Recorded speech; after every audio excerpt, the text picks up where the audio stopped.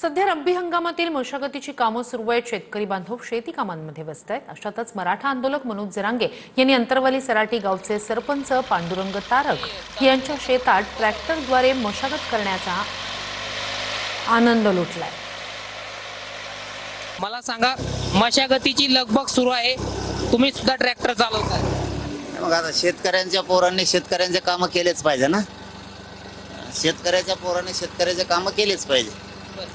करतो। आता, कशाची मशागत सुरू आहे? इथं कोणतं पीक होणार आहे, काय आहे का तुम्हाला माहिती? यानंतर तुम्ही मोगडा काय करता? इथं अंजीर लावायची सरपंचाची शेती। इथं आतापर्यंत ड्रॅगन होत, आता त्यांना अंजीर लावायची। तिथं पावसाने उघड दिल्याच्या नंतर शेतकऱ्यांवरती, जनतेवरती, लोकांवरती संकट आणणाराची खोड पाऊस फटाकल्याच्या नंतर, उघडल्याच्या नंतर खोड मोडावं लागते। तर सगळ्या सगळे डाव टाकता आले पाहिजे।